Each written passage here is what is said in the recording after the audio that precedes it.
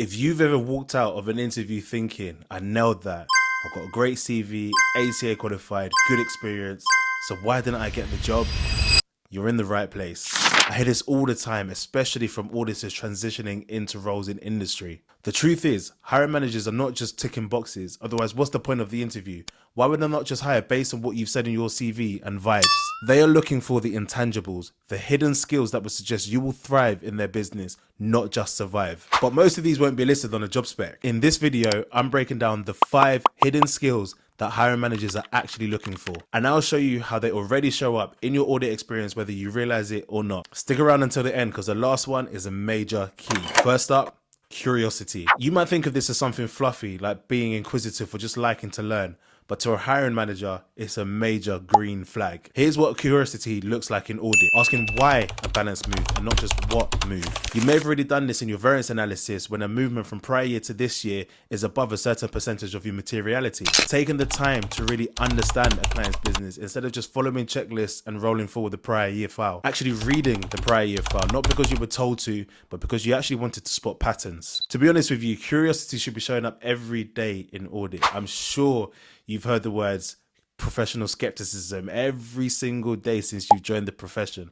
That's just curiosity reframed. Curious auditors become great business partners in industry. They dig beneath the surface and challenge assumptions. And they care about the bigger picture, not just the numbers. The second hidden skill is a growth or progression mindset. Hiring managers are not just hiring for the role today, they're asking, can this person grow here? In audit, progression can look like being asked to lead on certain sections of the file early, mentoring juniors, or managing the client relationship during busy season. It's not always about job titles. If you went from nervous first year to a confident team lead over a 3 audit cycle, then talk about that. That trajectory speaks louder than just listing your duties. I remember when I was leaving PwC and going to my place after that, I remember specifically being asked in an interview about professional maturity and how I had demonstrated that in the past. I remember thinking at the time, I have no idea what they're asking me in this question, so I actually had to ask them, can we come back to this at the end? I did manage to give this some thought over the rest of the interview and think about what it was that they were actually trying to get out of me here, and this was about a growth mindset. So my answer was actually around how in my second year,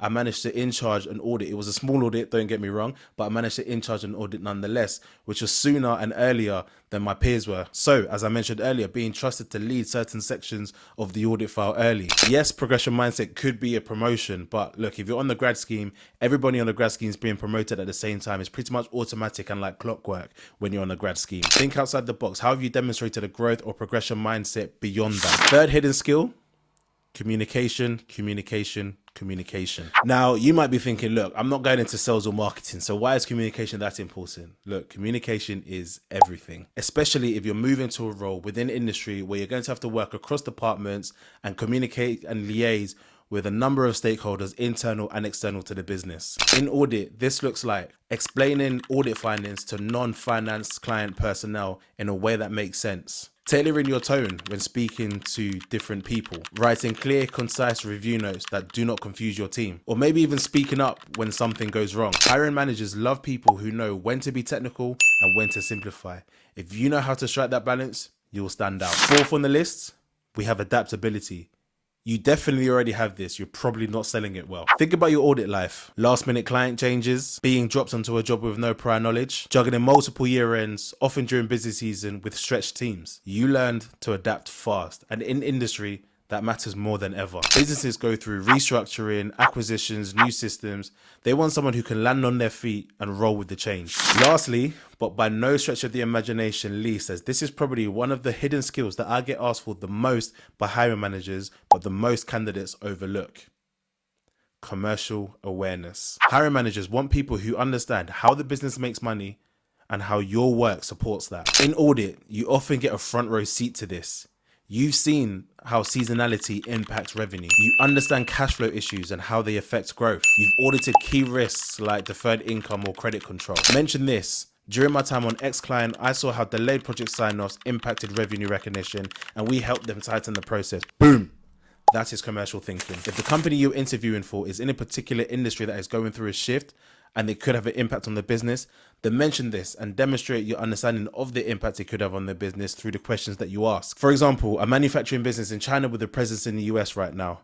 you absolutely need to demonstrate your awareness and your understanding of the impact that this could have on the business. This one again is a little bit more of an interview tip, but absolutely never, ever go into an interview without having at least read or looked at the most recent financial statements or annual reports available for that business. So if you're coming out of practice and looking to move into industry and wondering how you can stand out, focus less on what you did and more on how you did it. Bring your hidden skills to the surface. Be the curious problem solver. Show your growth story. Communicate like someone who belongs in the business. Prove that you're adaptable, not just capable, and link your experience to commercial outcomes. Hiring managers notice these things, even when candidates don't realize they're demonstrating them. I hope you found this useful. If you did, smash that like button for me. That would be greatly appreciated. Share with a friend and consider subscribing to the channel. Also, leave a comment down below letting me know which of these hidden skills either you hadn't thought of or you think you demonstrate the most. Finally, don't forget you can download your free CV template in the description below as well. Fully comprehensive template with everything that you need to think about when updating your CV. I will catch you in the next video.